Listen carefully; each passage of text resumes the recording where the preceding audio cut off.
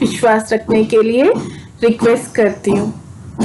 भगवान पे विश्वास रखने के लिए रिक्वेस्ट मैं आपको इसलिए करती हूँ क्योंकि मैंने खुद एक्सपीरियंस किया है कि भगवान सच में है, और मैं गारंटी के साथ कह सकती हूँ कि भगवान अपने भक्तों का हमेशा ध्यान रखता है। आप किसी भी भगवान में विश्वास रखते हो, अपना विश्वास अटल रखिए क्योंकि भगवान जरूर अपने बच्चों का साथ देता है।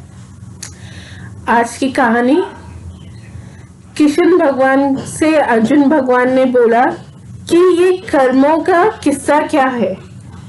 कहा जाता है कि हर व्यक्ति जो पैदा होता है वो पहले से ही अपने किए हुए कर्मों के साथ पैदा होता है, जिसके अकॉर्डिंग उसे सुख और दुख भोगने पड़ते हैं, और फिर इस जन्म में चलते हुए वो अच्छे और बुरे कर्म करता है, जिसकी वजह से ये पता चलता है कि उसके पिछले जन्म के बुरे कर्मों में उसको कितनी बख्शिश मिलेगी और अच्छे कर्म से कितना उसके साथ अच्छा होगा। तो अब ये कर्मों का चक्कर थोड़ा और समझते हैं इस स्टोरी के साथ। एक समय की बात है, अर्जुन जी ने कृष्ण भगवान से पूछा कि हे माधव, मुझे ये कर्मों का लेखा जोखा समझाइए। तो उसने बोला, कृष्ण भगवान ने, कि ठीक है, और उन दोनों ने अपना रूप बदल लिया। कृष्ण भगवान ने एक साधु का रूप ले लिया और अर्जुन जी को उनने अपने शिष्य का रूप दिया और वो दोनों चलने लगे। एक अमीर आदमी के घर तक पहुंचे, रात का समय था, तो उनने उससे बोला कि प्लीज हमें तुम्हारे घर में रहने के लिए जगह दे दो। तो उस अमीर आदमी ने उन्हें अंदर लिया और उसने सोचा चलो साधु आए तो क्यों ना मैं उनसे कुछ पूछ लूं अपने भविष्य के बारे में कि क्या होगा क्या नहीं होगा। वो जिस घर में गए थे वो एक साहूकार का घर था, बिजनेसमैन का घर, और 17 कमरे थे उस घर में, बहुत सारे गेस्ट रूम भी थे। बट उस बिजनेसमैन की नीयत इतनी साफ नहीं थी। उसने कृष्ण भगवान और अर्जुन जी जो भेष बस कर आए थे, जो गुरु और चेले का वेश लेकर आए थे, उनको अपने तहखाने में सोने के लिए जगह दी। ना उनके लिए पानी रखा और ना ही उनके लिए खाने पीने का कोई सामान रखा। वहां पे कृष्ण भगवान और अर्जुन की नजर पड़ी उस घर की नींव पे, जो नींव ढल सकती थी। उसमें बहुत सारे सुराख और गड्ढे हो चुके थे, जिसकी वजह से वो घर ढल सकता था। तो कृष्ण भगवान ने अपने चमत्कार से उस वॉल को ठीक कर दिया, उस दीवार को ठीक कर दिया, जिससे उस घर की नींव ना गिरे और वो घर ना टूटे।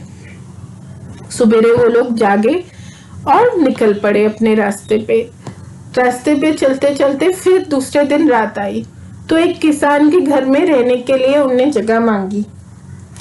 तो किसान ने गुरु और चेले को, जो कि असलियत में विष्णु भगवान और अर्जुन जी थे, उनको बहुत आराम से अपने घर में इनवाइट किया, उनका आवभगत की और अपने बेटे को बोला कि जाकर थोड़े फल फ्रूट ले आओ। और उस किसान के पास एक ही कमरा था और एक ही बेड था, पलंग था। उस पे उसने कृष्ण भगवान और अर्जुन को सोने के लिए कहा और खुद अपने घर के बाहर अपनी बीबी बच्चे के साथ सो गया। सुबेरे उठा तो अर्जुन भगवान ने कृष्ण भगवान को बताया कि कृष्ण, इस किसान के पास एक ही गाय थी और वो कल रात को मर गई। तुमने ऐसे कैसे होने दिया इस किसान के साथ? ये कितना अच्छा इंसान है और इसके साथ तुमने इतना बुरा किया। इसका पेट पालने का सहारा खेती करना था और तुमने इसके बैल को ही मार दिया।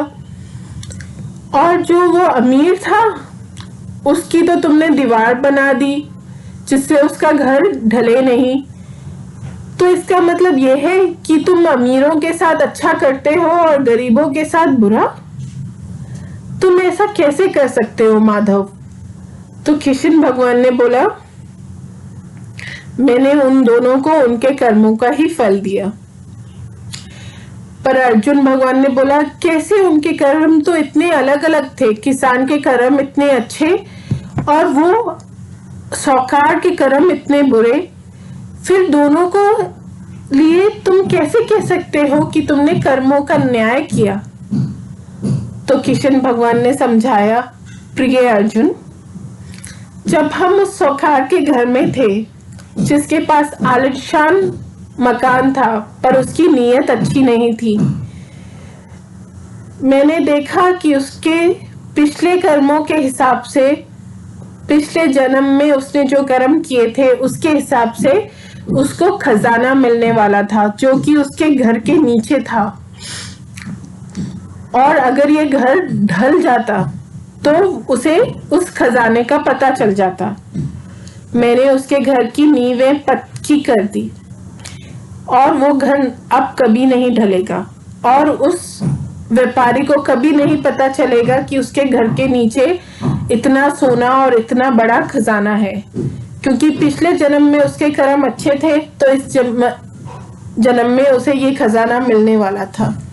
पर क्योंकि इस जन्म में उसके कर्म अच्छे नहीं थे, उसने काफी लोगों को परेशान कर कर पैसा बनाया, इसलिए इस जन्म में उसे ये सोना और ये खजाना नहीं मिलेगा। तो फिर अर्जुन ने बोला, पर इस किसान का क्या? इसका एक लौता बैल आपने मार दिया। तो उसने, कृष्ण भगवान ने बोला, पिछले जन्म में इसके कर्म अच्छे नहीं थे इसलिए इसका गरीबी में जन्म हुआ, पर इस जन्म में इसने बड़े अच्छे कर्म किए, खेती की, काफी लोगों का पेट भरा। रात को यमराज इसकी बीवी को लेने आए थे, पर क्योंकि इसके कर्म इस जन्म में बहुत अच्छे थे, मैंने यमराज जी को बोला कि इसकी गाय को ले जाइए, इसलिए इसका बैल मर गया। और क्योंकि इसके इस जन्म के इतने अच्छे कर्म हैं कि अब, क्योंकि जब ये किसान बनकर खेत जोत रहा था, इसके पास बहुत ही कम पैसा था जिसमें ये बड़ी मुश्किल से अपना घर चला रहा था। पर अब क्योंकि इसका बैल मर गया है, इसका बेटा अब बाहर जाकर नौकरी करेगा और अच्छे पैसे कमाकर किसान को देगा, जिससे वो नए बैल खरीदेगा और अपना अच्छे से किसान अपना काम करेगा, और जिसकी वजह से अब ये लोग अमीर हो जाएंगे, अब इनके घर में पैसा आएगा। तो अर्जुन भगवान ने बोला, हे कृष्ण, तुम सबका भला करते हो, तुम सबको उसके कर्मों के हिसाब से सही।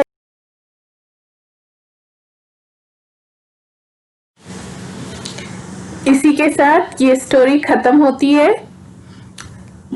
अर्जुन और कृष्ण जी ने समझाया है, अच्छे कर्मों का फल अच्छा मिलता है और बुरे कर्मों का फल बुरा मिलता है, इसलिए अपनी तरफ से सदा अच्छे कर्म करने की कोशिश करिए।